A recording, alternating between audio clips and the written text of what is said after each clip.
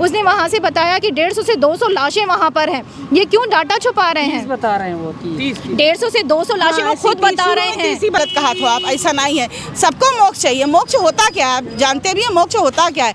मोक्ष होता है अपने मन को शुद्ध करना, अपने विचारों को शुद्ध करना, अपने आचरण में उसको लाना, अच्छी बातें बोलना। वीरेंद्र भैया आपो चले जाओ हुआ और आपो को मोक्ष मिल जाए, ऐसे हुआ सभी तैयार हैं कि जेका जेका मोक्ष चाहिए जाए, ऐसे कहा था ना, ऐसे स्वामी आचार्य रोही का ऐसे कहा था, नहीं कहना चाहिए ऐसे। पशुपति टेम्पल गया था जो नेपाल में, वहीं जा कर के लड़का मेरे को बता दिया, अगर पीटर जी आपका नाम पीटर अगर उन्होंने समझा आपको अंदर जाना नहीं देगा।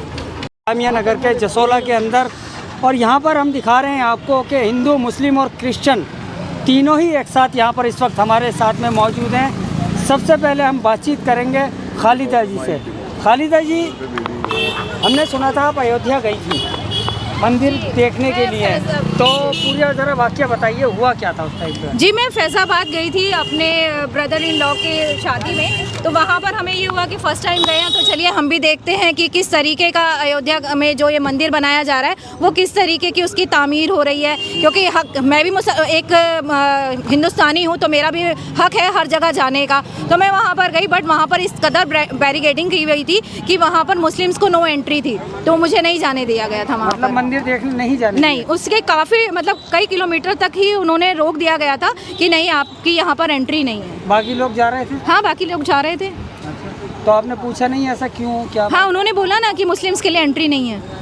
तो मैम पहले तो ऐसा नहीं होता था कि मुस्लिम हिंदू के बारे में कुछ ऐसा पूछा जाए, ये तो कहीं भी जा सकता था। जी बिल्कुल, ये तो तब हुआ है ना जब सबने ये कहना शुरू कर दिया कि हमें हिंदुत्व राष्ट्र बनाना है। जब से ये कॉन्सेप्ट आया है ना, ये सब चीज़ें तब से ही गड़बड़ाई हैं। और आपको खुद बहुत बेहतर पता होगा ये कब से ये कॉन्सेप्ट लाया गया है। और अभी मैं एक न्यूज़ चैनल में भी गई थी, जिसका एक न्यूज़ चैनल का नाम नहीं लूँगी, उसका एक था कि घर वापसी पर उन लोगों ने एक प्रोग्राम चलाया था, तो उसमें भी यही था कि आप लोग घर वापसी कर लीजिए। कौन कर लीजिए, आपसे कहा गया? जी, जितने भी मुस्लिम्स हैं उनके लिए कहा गया था कि आप घर वापसी कर लीजिए। तो वही मेरा मतलब था कि घर वापसी से क्या मतलब है आपका? भाई मैं तो यहाँ से अपने घर ही जाऊँगी। उन्होंने वो पूरा टेलीकास्ट आई थिंक दिखाया भी नहीं, वो जस्ट एक क्लिप ही चल रहा है, उससे आगे पीछे का कुछ भी नहीं दिखाया। पूर्णिमा भी मेरे साथ थी, तो उसका भी बहुत अच्छा उसने रखा था, बट उसका आगे दिखाया ही नहीं। तो जब आप वहाँ गई, आपको नहीं जाने दिया, तो आपके दिल में मतलब क्या एक बात आई होगी, क्या? बस अब यही रहा है कि ठीक है, उन लोगों को नहीं है हमें देखने का, उन्होंने कुछ ऐसा ख़ास बनाना होगा शायद, कि हम उस चीज़ को भी पॉजिटिव लेते हैं कि ठीक है, उन लोगों को कुछ ऐसा तामीर करना था कि जब वो एकदम से सामने आए तो सभी देखते रह जाएं, इट्स मैजिकफुल हो कुछ। बस इसी सोच से हम तो वापस आ गए, हमने कोई नेगेटिव थॉट नहीं लिया। पूर्णिमा जी, क्या कहना चाहेंगी? क्या एक मुस्लिम जो है राम मंदिर नहीं जा सकता देखने के लिए अगर जाए? सर ये तो प्राण प्रस्थान में तो आई थिंक उमर जो हैं वो गए थे, उन्होंने खुद वहाँ पर जाकर इन लोगों के बीच बैठे थे। राम मंदिर का जब इन्होंने स्टार्टिंग किया था, तो वो तो खुद एक मुस्लिम है, तो उनको इनविटेशन आप लोगों ने दिया वहाँ पर जाने का, और देखने के लिए मुस्लिम्स को अलाउड नहीं है। ये मतलब पता नहीं किस तरीके से उन्होंने किया है। ये क्या कहना चाहिए? देखिए, हमारी देश की जो हमारी जब उसका उद्घाटन हुआ, समारोह हुआ, तभी तो उन्होंने सभी वीआईपी लोगों को आमंत्रित किया था। तो अगर ये वीआईपी कल्चर देखा जाए कि वीआईपी लोगों को आप बुला रहे हैं, नॉन कम्युनिटी के वीआईपी लोगों को बुला रहे हैं, तो ये काफ़ी गलत है। अगर आपको राष्ट्र को आगे बढ़ना है, राष्ट्र में एकता रखनी है, राष्ट्र को विश्व स्तर पे ले जाना है, तो ये सारी चीज़ें हटा के आपको एक धारा पे आना होगा, समाज को एक धारा से देखना होगा। और जहाँ तक जाने की बात है, मैं अभी अमृतसर गुरुद्वारा गोल्डन टेम्पल होके आई, और मैं वहाँ पे पहली बार गई थी, और इतना खूबसूरत बना था कि मतलब मैं बयान नहीं कर सकती। और मैं वहाँ पे जब लंबी लाइन की कतार देखी, और जब मैंने लोगों से पूछा यहाँ पे 4 गेट क्यों बने हैं, तो उन्होंने कहा मैडम ये हमारे गुरु साहब ने अलग अलग कम्युनिटीज़ के लिए, अलग अलग रिलीजन्स के लिए ये गेट बनाए हैं कि इस गेट से हिंदू भी आ सकता है, इस गेट से मुस्लिम भी आ सकता है, इस गेट से क्रिश्चियन भी आ सकता है, और सरदार मतलब जो भी उनकी कम्युनिटी है, सिख लोग भी आ सकते हैं। और सर अलवर में मैं पीएचडी स्कॉलर हूँ, अलवर में एक मज़ार है, मुझे अभी नाम नहीं याद आ रहा, उस जगह का नाम नहीं याद आया, वहाँ पे इधर हनुमान जी की मूर्ति बनी है और इधर एक मज़ार बनी है। और मैंने अपनी ज़िंदगी में ऐसा पहली बार देखा कि जहाँ पे मैं जाके हनुमान जी को हनुमान चालीसा करके प्रणाम कर रही हूँ, उसके बाद मैं मज़ार की भी परिक्रमा करते हुए, और मैं धन्य हो गई कि मैं ऐसा देश, ऐसा मेरा हिंदुस्तान है। तो मेरे हिंदुस्तान को ऐसे ही रहने दीजिए, बांटिए काटिए नहीं, हम एकता में ही अनेकता रहने दीजिए। अच्छा, वहाँ तो गई आप, कुंभ गई क्या? जी, कुंभ गई तो नहीं हूँ, मगर हमारी क्योंकि पैदाइश वहीं की है तो हमारे लिए तो आना जाना आम बात है। हमारा हर शुभ काम वहीं माँ गंगा के तीरे होता है, मुंडन और ये सारी चीज़ें जितना होता है, नामकरण संस्कार सारा वहीं होता है। इसलिए हमारे लिए बहुत कोई एक्साइटिंग नहीं है कि हम 154 बाद ये पढ़ा है और हम मन से इतने साफ़ है ना, मन से हम इतने भावहीन हैं कि हमको ज़रूरत नहीं है हमें कुंभ कोई ऐसे स्नान करने की। मैम वहाँ पर कुंभ में अभी जो कुछ हुआ, हाँ, सबको उनके लिए अफसोस है, इतने लोग हाँ। मारे गए वहाँ पर, जैसा भी हुआ। लेकिन कुंभ स्टार्ट जब हो रहा था उस टाइम ये कहा गया कि कोई मुस्लिम वहाँ अलाउड नहीं है। जी, तो उसको आप किस नज़रिए से देखते हैं कि मुस्लिम अलाउड क्यों नहीं है वहाँ पर? पहले तो सभी जाते थे, देखिए, वहाँ पर दुकानें लगाने के लिए मना कर बिल्कुल दिया गया। बिल्कुल। जी, देखिए, ये तो उनका अपना विचार है, जो वहाँ के प्रबंधक हैं, जो वहाँ पे वो सारे लोग हैं, ये उनका अपना विचार है, उस पर तो हम कोई टिप्पणी नहीं कर सकते कि कौन क्या कहना चाहता है, ये उनकी अपनी व्यवस्थाएं हैं। मगर ये गलत है। वैसे जो माँ गंगा के किनारे जो रह रहा है, ये तो आज कुंभ की आप बात कर रहे हैं, वैसे तो माँ गंगा हमेशा सबके लिए खुली हैं। आप पटना चले जाइए, आप कहीं भी जहाँ जहाँ गंगा जा रही है वहाँ पे भी मुस्लिम्स लोग हैं। कई सारी मस्जिदें गंगा जी के किनारे हैं, जो वो मुँह हाथ वज़ू भी वहीं करते हैं गंगा जी के तरे जाके। तो ये सब कहने की बात है, ये सब उनको अपना वोट बैंक, अपनी टीआरपी और अपना ये सब सारा बढ़ाने की बात है, ये सारी बातें हैं। ये महाकुंभ में अभी देखा कि जो हादसा हुआ जी। उसमें मुसलमानों की वीडियो बहुत सारी वायरल हो रही है, जी। जो दिखाया जा रहा है कि मस्जिदों में भी लोग रख रहे हैं और बहुत हाँ, खाने-पीने की जी, व्यवस्था कर जी, रहे हैं, जी। और बहुत खिदमत कर रहे हैं उनकी, बहुत इज्जत। देखिए, अगर ऐसे मैंने भी देखा, आज मैंने अभी इंस्टाग्राम पे देखा, अगर ऐसे ही सभी लोग हो जाएं तो ऐसे हादसे हों ही ना हमारे देश में। हम कभी तो ऐसे हादसे नहीं सुनते कि आप बाहर की कंट्री में ऐसे हादसे सुनते हैं कि वहाँ पे कोई ऐसे समुदाय ऐसा कुछ है और ऐसे हादसा हो गया, नहीं। क्योंकि वो एक दूसरे को कोऑपरेट करते हैं, एक दूसरे का ध्यान रखते हैं। और देखिए, अगर सरकार व्यवस्थाएं बनाती हैं तो थोड़ा पब्लिक को भी धैर्य, पब्लिक को भी थोड़ा सा व्यवस्था में रहना सीखना होगा। ये कमी है, ये हमारे अंदर पेशेंस की कमी है, एक भाव में बह जाते हैं। ये थोड़ा हम लोग ना, हमारी जो जनता है ना, वो थोड़ी इमोशनल है, सीधी है। क्या आंकड़ों को छुपाया जा रहा है जितने लोग वहाँ मरे हैं? आपको क्या लगता है? सर देखिए, आंकड़े तो कभी भी सही नहीं देगी सरकार। ये आज नहीं कि कोई भी हादसा हो जाए, आंकड़े तो कभी भी सही नहीं देगी, है ना। आंकड़ों का तो कुछ नहीं कह सकते, मगर जितने वीडियोस पर्सनली वायरल हो रहे हैं, जो हमारे पास भी कॉल्स आ रहे हैं, हम लोग भी उन सबकी मदद कर रहे हैं। यहाँ से अलग अलग 10 जगह कॉल करके, कोई मेरे पास सुबह 4 बजे उस दिन कॉल आई थी कि दीदी मेरा हस्बैंड ऐसे नहीं मिल रहा है। मैं इतनी घबरा गई, मैं 10 जगह फ़ोन कर रही थी इधर उधर, तो कह रहे हैं देखो 10,000 करोड़ रुपए का इसमें वो दावा किया गया है कि लग रहा है बिल्कुल, कुंभ में। जी तो हाँ। क्या आपको लग रहा है कि 10,000 करोड़ खर्च हुआ है? अब सर, अब अगर वो दावा कर रहे हैं, अपना बजट दिखा रहे हैं, तो शायद खर्च ही किया गया होगा। अगर 10,000 करोड़ खर्च किया गया होता तो शायद ये सब हादसा नहीं होता, और सारी चीज़ों को ठीक से रखा होता, एक मैनेजमेंट और मतलब प्रॉपर तरीके से होता, तो ये हादसा नहीं होता। ऐसा हादसा बचा जा सकता है। आप ग्रुप में भेजिए ना, लोगों को ग्रुप में भेजिए, एक टाइम से भेजिए, जाने का अलग रास्ता रखिए, आने का अलग रास्ता रखिए, वहाँ पे लोगों को एकत्रित मत होने दीजिए। बहुत सारी चीज़ें हैं। और मेरा जिम्मेदार मानती हैं आप? सर ये मैनेजमेंट सिस्टम, मैं सभी को श्रद्धांजलि देती हूँ, जो भी दिवंगत आत्माएं हैं, जो भी इस पावन जमी पे जो भी वो आत्माएं जो भी ईश्वर को प्राप्त हुई हैं, मैं उनके लिए बहुत संवेदनशील फील करती हूँ। और माँ गंगा से कहती हूँ कि हे माँ गंगा, जैसे आप निर्मल निष्पक्ष हैं, कोई भेदभाव नहीं करती हैं, ऐसे ही लोगों के दिल में हमारे संवेदनाएं प्रकट करें। हमारे देश को, हमारी युवा शक्ति को, हमारे पॉलिटिशियन हैं, उनको इतना इतनी मतलब सोच, उनका विचार थोड़ा शुद्धिकरण करें और वो हमारे देश को इस तरह के हादसाओं से, सब चीज़ों से बताएं और एक जापान चाइना, हमारा देश भारत जापान चाइना की उन्नति पे जाए, हमारे युवाओं को रोज़गार दें, शिक्षा बढ़ाएं, हमारे देश को जैसा हमारा तहजीब है, सभ्यता है, हमें वैसे रहने दें, हमें बंटवारे में बांटे ना, फालतू के कामों में, हमें पॉजिटिव एनर्जी दें, पॉजिटिव वे में लेके जाएं। जी धन्यवाद। आपके भी तो फ्रेंड मुस्लिम है मैम, आप लोगों की कभी इस तरह की बातें नहीं होती? सर ये पॉलिटिशियन क्या करवा रहे हैं कि आपस में ही भिड़वा रहे हैं, लड़वा रहे हैं? सर हम तो नहीं लड़ने वाले, ठीक है, क्योंकि हमारा पालन पोषण एक अच्छे परिवार में हुआ, हमारे माँ बाप ने हमें एक अच्छे संस्कार दिए हैं। और ये देखिए, ये पॉलिटिक्स, ये सब सारा वोट राइट है, वो अपना वोट कलेक्ट करने के लिए वोट बैंक है, ये सब। हम सर पॉलिटिशियन नहीं, हम एक सच्चे दोस्त हैं और हम एक दूसरे के सुख दुख में साथ ही खड़े हैं और एक दूसरे का सहारा हैं, एक दूसरे का मनोबल हैं। और खालिदा, तुम कुछ कहना चाहोगी इसके बारे में? जामा मस्जिद जो है जी का शाही जामा मस्जिद है जी। तो वहाँ तो सब लोग आते हैं, बिल्कुल हर कोई आ सकता है वहाँ पर, तो दरगाहें सारी खुली हुई हैं। और आपने देखा होगा कि जुमे के दिन ख़ास तौर पर या मगरिब के बाद कितनी हिंदू महिलाएं हैं जो अपने बच्चों को दम कराने के लिए, दुआ कराने के लिए बाहर खड़ी रहती हैं। उनका ये विश्वास है कि ये नमाज़ पढ़कर अभी आए हैं, अल्लाह के घर से आ रहे हैं, ये दुआ करेंगे तो मेरे बच्चे की तबीयत ठीक हो जाएगी।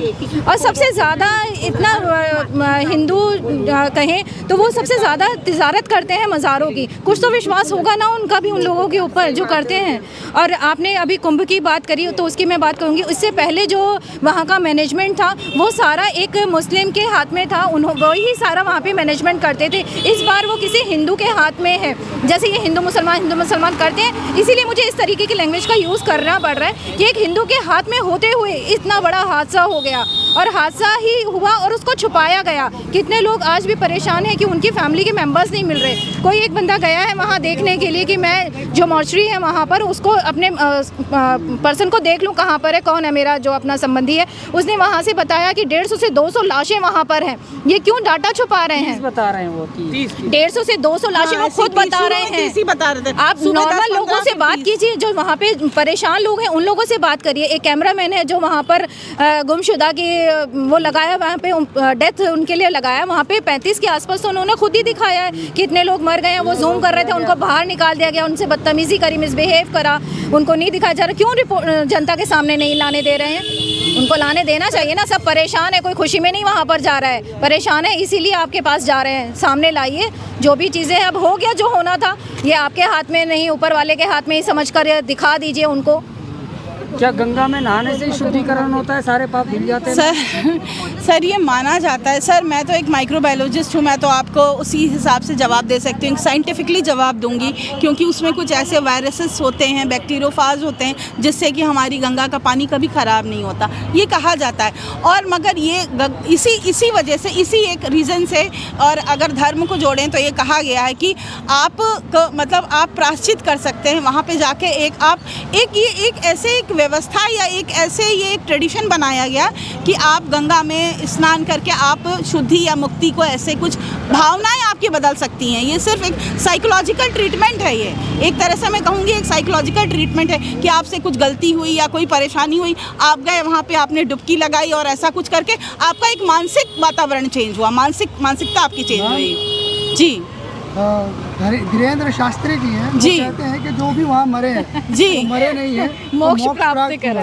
अरे धीरेन्द्र भैया, आपो चले जाओ हुआ और आपो को मोक्ष मिल जाए, ऐसे हुआ सभी तैयार हैं कि जेका मोक्ष चाहिए जाए, ऐसे कहा था ना, ऐसे स्वामी आचार्य रोही का ऐसे कहा था, नहीं कहना चाहिए ऐसे। आपको जाए के वहाँ पे सबकी मदद करे चाहिए। आपके पास तो फंड भी है, जनता इतना आपके सेवा कर थी, तो आप जाए के हुआ सेवा भाव में आपके, बल्कि और वहाँ पे आपके लोगों को शामिल हो चाहिए, और हुआ जाए के आपका और अपनी तरफ से जो भी सुविधाएं हैं आपको वो देख चाहिए। ये धीरेन्द्र भैया ये बिल्कुल गलत कहा था आप, ऐसा नहीं है। सबको मोक्ष चाहिए। मोक्ष होता क्या है आप जानते भी हैं? मोक्ष होता क्या है?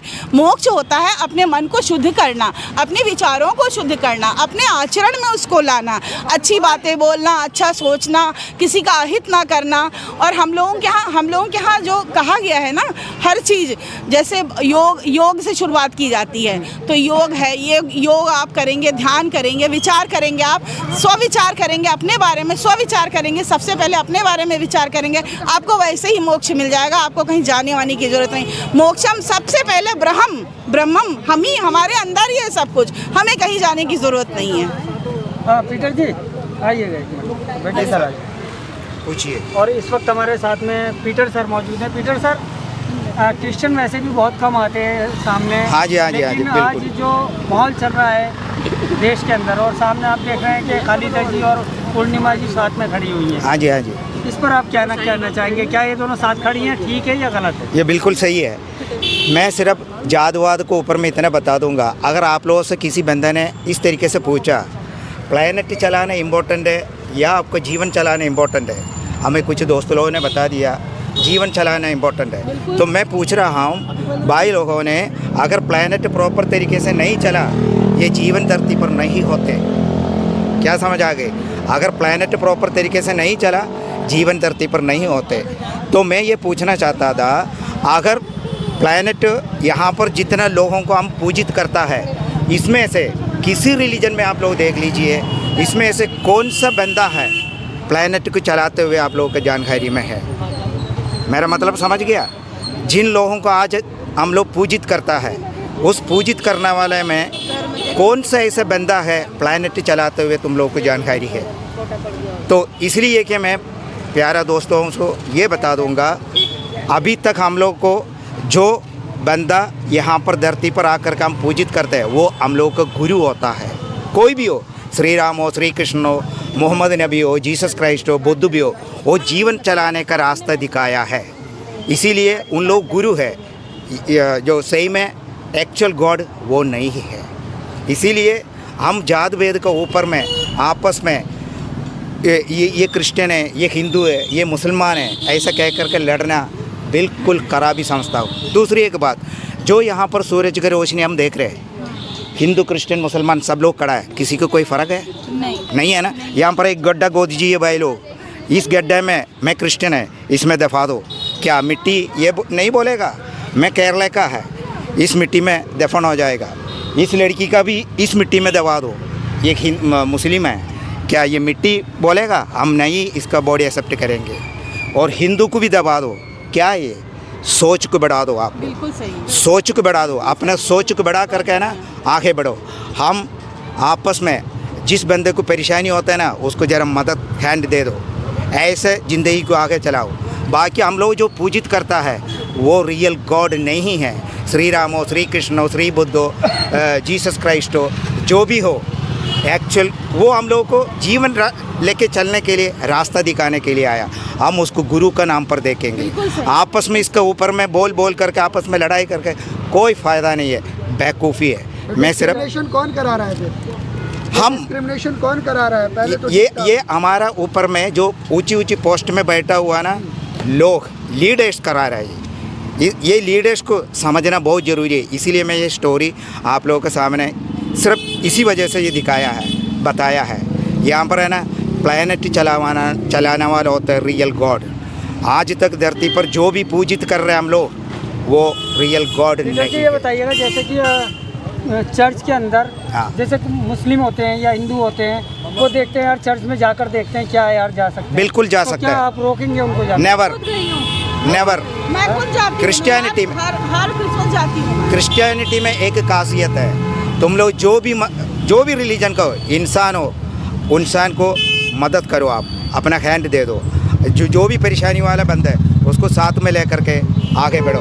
यही इंसानियत होता है सर, यही इंसान। खालिदा जी को राम मंदिर देखने से रोक दिया गया, गलत है, नहीं करना चाहिए, नहीं करना चाहिए।